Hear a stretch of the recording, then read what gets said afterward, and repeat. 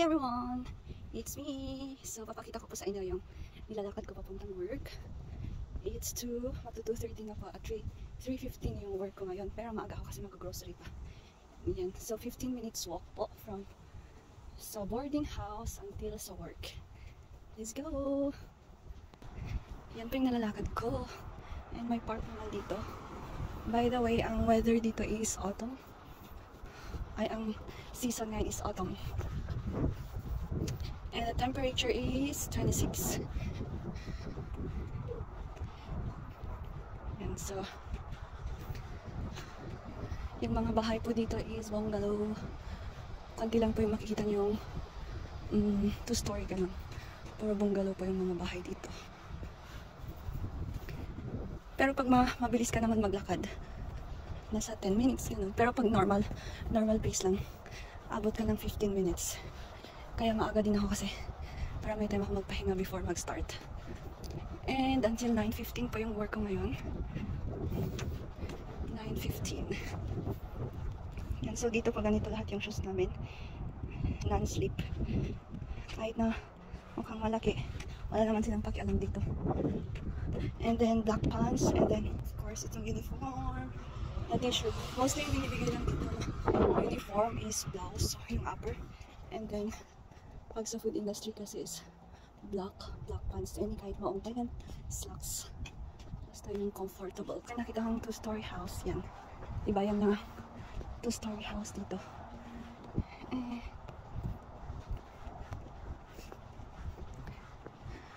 May airplane pa. Malapit kasi kami sa airport.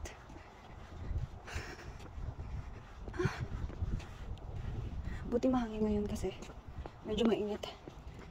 Hindi ko na dinala yung payong ko kasi mabigat.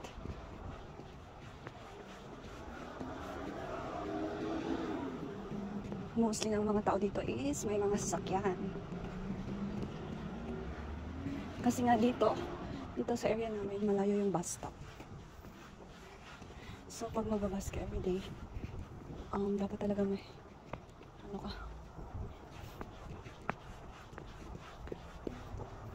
So pag magbabas ka everyday papuntang school or work, kawawa ka kasi 15 minutes din yung lalakarin mo bago ka makarating sa highway, which is yun nga, doon yung bus. Pero sa iba naman may bus, malapit lang yung sa kanila yung bus stop.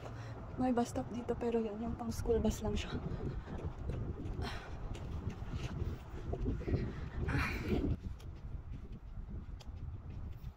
Maganda yung hangin, fresh air.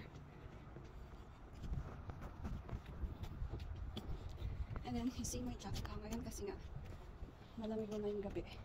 Although susunduin naman ako. For sure lang, pang sigurado lang ba. Yan, so malapit na ako.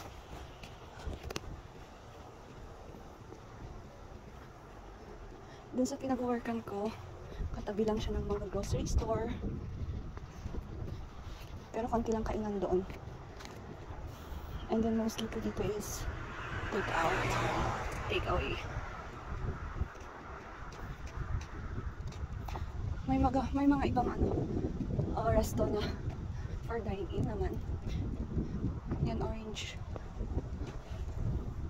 Pero mostly take away talaga.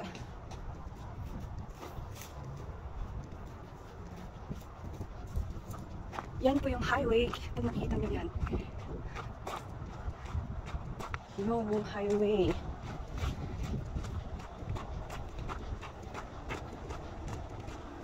Dinatadalan sa highway kasi dadaan na dito sa mga woods. Mga shortcut kasi dito.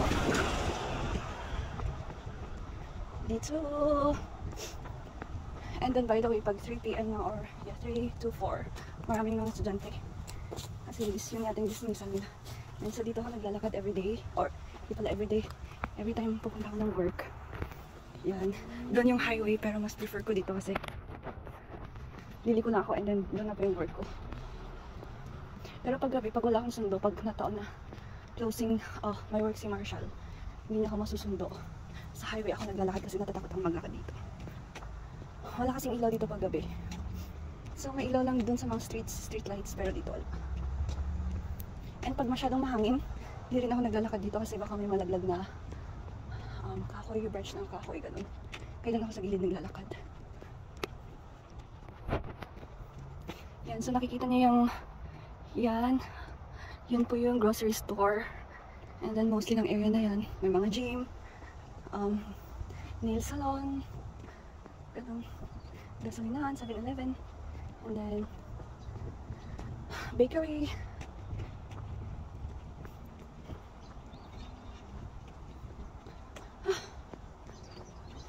Nakakapagod paglakad.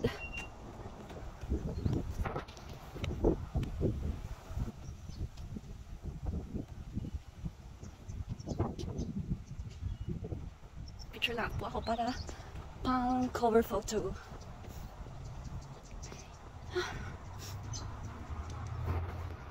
Okay lang maglakad pag ganito kasi fresh air naman. And maga naman ako ngayon kaya hindi ko kailangang bilisan maglakad. Anong oras na ba?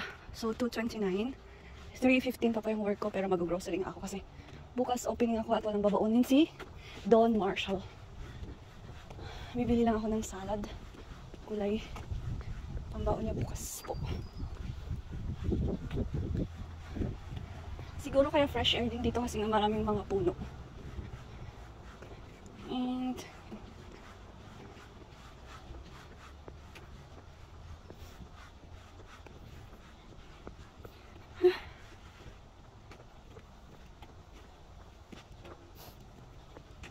piliin mo ang Pilipinas. Ngayon pala is May 8. Same lang po ang time dito at sa Philippines.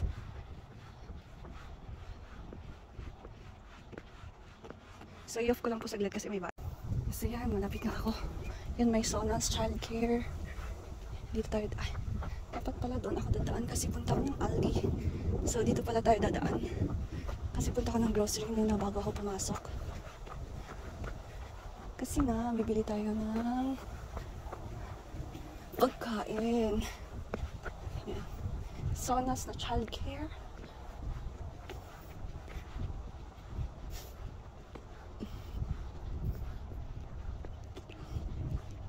Yan po yung may red na yan. Salvos po yan. Wagwagan po yan. And then, yan may 7-Eleven din po. Anywhere talaga yung 7-Eleven. Then dito pala may Kumon. See, Kumon. And then yan, makita niyo yung mga groceries. Indian groceries, liquor.